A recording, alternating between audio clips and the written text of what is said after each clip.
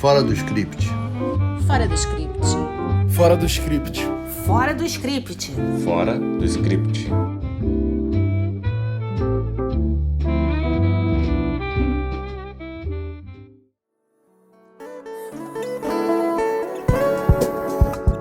Olá, estamos de volta com o nosso podcast Fora do Script e no episódio deste mês vamos falar sobre duas famílias brasileiras. Em Casa com o Gil, em cartaz na Amazon Prime, e É o Amor, sobre a família de Zezé de Camargo, em cartaz na Netflix. As duas séries são em formato de reality, mas bem diferentes entre si, tanto na proposta quanto na estrutura. Eu sou Denise, advogada e roteirista, apaixonada por direito e por dramaturgia. Eu sou a Letícia, jornalista, roteirista, fã de séries policiais e apaixonada pela família Gil. E eu sou a Renata, jornalista e roteirista, apaixonada pelo audiovisual argentino e europeu. É bem bacana ver essa ideia de doc-reality sobre famílias musicais ganhar espaço no Brasil. Eu, por exemplo, já fico logo pensando no da família Veloso, né? Juntando o Caetano, a Bethânia, os filhos do Caetano, ou então a Baby e o Pepeu com a filharada, enfim, tem muitas opções aí, tomara que a moda realmente pegue. Mas, fechando esse parênteses de fã, eu queria destacar que, ao contrário do que muita gente pensa, reality tem roteiro. E vendo essas duas séries, É o Amor e Em Casa com a Família Gil, eu me dei conta que, de uma certa maneira, elas representam dois jeitos de fazer audiovisual. Um muito peculiar no Brasil e o outro que é o jeitão americano, né? O É o Amor, ele é uma série bem padrãozinho, assim, aquela série seguindo os passos de Maqui. Tem gancho, plot twist, protagonista, antagonista e trama, né? Além da trama principal, que eu acho que é o relacionamento do personagem principal, que é o Zezé, com a protagonista, que é a Vanessa, tem a questão do relacionamento da família, né, em geral, e uma subtrama ali, que é da Zilu com a Graziele, a ex-mulher e atual mulher do Zezé. E tem até uma tentativa de você criar ali um antagonista, que é o Luciano, enfim. Tem uma construção ali bem padrão de série. Inclusive, se vocês repararem, o roteiro, ele traça a trajetória da Vanessa como uma jornada de heroína, né? Ela bate no fundo do poço e começa a submergir dali. É muito interessante nesse aspecto. Já Em Casa com a Família Gil, é um documentário típico brasileiro, com uma sequência de pessoas falando para ilustrar essa ou aquela passagem da história. Tudo isso para contar a preparação da turnê da família pela Europa. Está acontecendo agora, em 2022, e que festeja os 80 anos do patriarca. São modos diversos de contar trajetórias tão únicas, não é, Denise? As famílias dessas duas séries são muito diferentes e revelam as diferenças culturais do nosso país tão diverso. A família Gil, embora de origem baiana, tem características culturais bem do Sudeste. A família Camargo revela o Brasil profundo, da roça, do agronegócio pujante. São estilos de vida, escolhas estéticas, espíritos, inspirações, tudo muito, muito diverso, mas em comum o fato de que são famílias. Além disso, a série do Gil parte da celebração de aniversário de Gilberto Gil completando 79 anos e prestes a partir numa turnê familiar pela Europa, Desejo de Bela Gil organizado por Flora. Em É o Amor, é o projeto de Zezé e Vanessa de gravarem um álbum juntos que motiva a série. Olha, Denise, eu já queria começar aqui dizendo que eu não curto sertanejo. Mas já que você e a Letícia sugeriram É o Amor como uma das séries, eu fiz o sacrifício para assistir. E eu posso dizer que super valeu a pena engolir o meu orgulho, porque eu curti muito e sugiro que, se você é daqueles que não gosta de sertanejo como eu, faça um esforço e veja É o Amor até o final, porque realmente me surpreendeu. Eu acho que, comparando as duas séries, em É o Amor, o Zezé de Camargo é mostrado como um personagem com muito mais camadas do que o Gilberto Gil, de forma que me parece que o Zezé fica na categoria humano, né, com suas qualidades e defeitos, enquanto que o Gil é praticamente um ser divino na série da família dele. E falando de Em Casa com o Gil, a gente faz uma viagem deliciosa pela carreira do Gilberto Gil através das músicas, enquanto que em É o Amor a narrativa tem muito mais conflitos e a gente fica naquela expectativa do que vai acontecer. Eu sei que no final eu acabei maratonando as 2 séries e fiquei muito feliz de ver o Brasil produzir tão bem esse tipo de série. Até porque, tecnicamente falando, né, Letícia, a produção é impecável. Da série da família Gil, eu não esperava menos do que eu vi. O som, a fotografia, tudo é lindo. Eu acho até que escolheram o figurino dos personagens, por mais que ele seja casual. Tem assim uma coisa clara, branca, né? É muito, muito, muito bacana mesmo. Mas sobre o El Amor, eu tinha um pé atrás. Porque no Brasil tem um conceito meio sem pé nem cabeça de que produtos voltados para as classes B e C, e eu acho que esse é o caso do El Amor, eles não precisam ser tão caprichados assim. O povo esquece, né, que como já dizia o Joãozinho 30, quem gosta de pobreza é intelectual, né? Pois bem, então assim, a produção do Doc Reality dos Camargo é caprichadíssima, é grandiosa até. Os drones, a fotografia e o som são maravilhosos, eles levam convidados, pessoas também de muito renome no meio musical. Tem aquelas cenas lindas na fazenda, que você vê os bois, vê aquela grandiosidade, aquela ostentação, né? É muito legal mesmo. E aqui aplaudindo de pé a Netflix por ter tido todo esse capricho.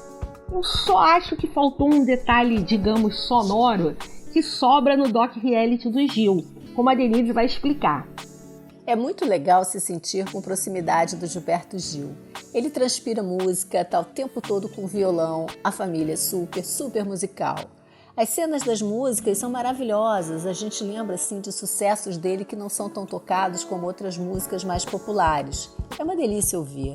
Já em É o Amor, Zezé não é mostrado como músico assim o tempo todo. E tem, claro, a diferença do acervo de cada um. O do Gil é enorme, o do Zezé não é tão grande. É curioso que os convidados do Zezé não são apenas cantores sertanejos. E olha, sem querer dar spoiler, mas dando, vem aí uma versão muito diferente de que todos nós gostamos do seu maior hit, É o Amor. Ficou muito bacana. Uma coisa que me chamou a atenção e que eu achei uma coincidência, talvez, entre as 2 séries, são os retratos da família na parede. Na série do Gilberto Gil, isso é feito de uma forma muito criativa, com a árvore genealógica da família pendurada.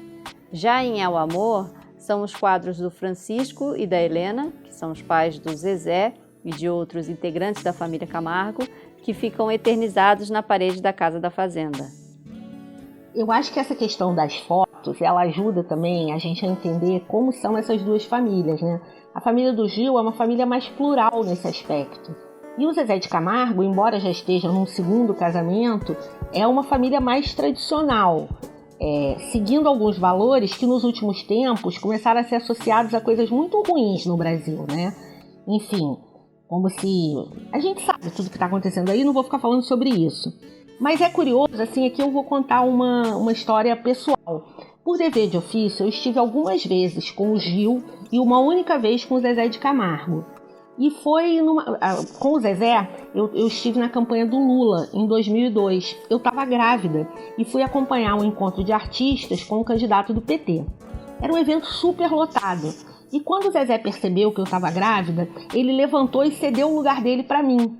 Tinha um monte de gente lá, todo mundo tinha me visto grávida, mas foi justo ele que levantou e me deu o lugar. Eu achei muito fofinho. A família Gil tem uma adoração por ele. O reverencia o tempo todo. Bem, ele também já está mais idoso, esteve doente, mas o fato é que eles são realmente muito afetivos. A música é um traço comum a todos eles e Flora, que me pareceu assim muito mais matriarca do que eu achava que era, tem uma função bonita de amalgamar todo mundo. A família Camargo tem outra dinâmica. Para começar, é menor, não é vasta como o clã do Gil. Além disso, parece ter tido mais conflitos, assim, mais fatos a superar. O que me impressionou foi ver a obsessão da Vanessa Camargo no pai. É uma série mais sobre a relação pai e filha do que propriamente sobre a trajetória dele, embora, claro, ela esteja lá. E eu vou pedir licença aqui para ser confessional. Acho que o fato de ter me identificado com a Vanessa Camargo, que tem transtorno do pânico como eu tive, me fez gostar mais dela e a entender melhor. Ela é bem sofrida e ainda anda às voltas com essa doença que deixa marcas em qualquer um. Pois é, Denise.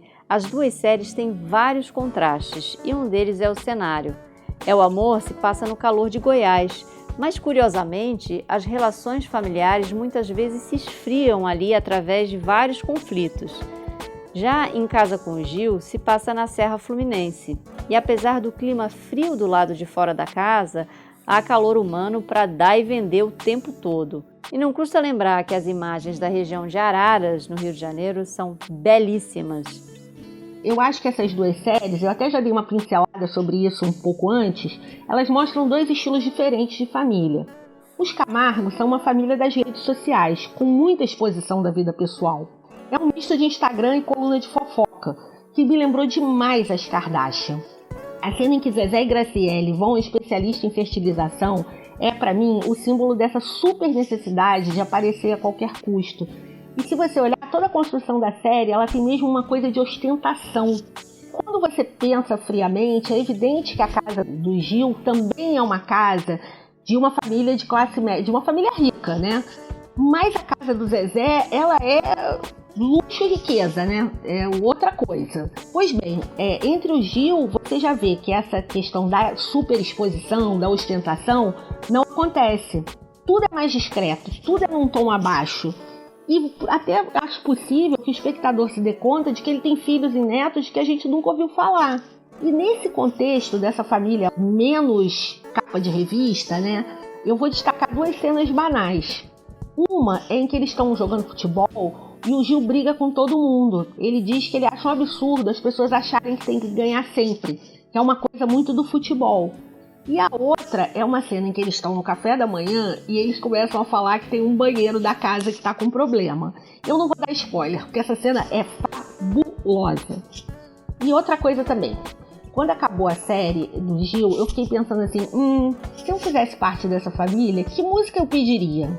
E eu fiquei na dúvida entre A Paz e Tempo Rei, que é uma música que eu acho magnífica.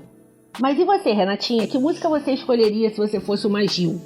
Olha, Letícia, é difícil, mas eu vou acabar concordando com a Preta Gil e pediria Realce.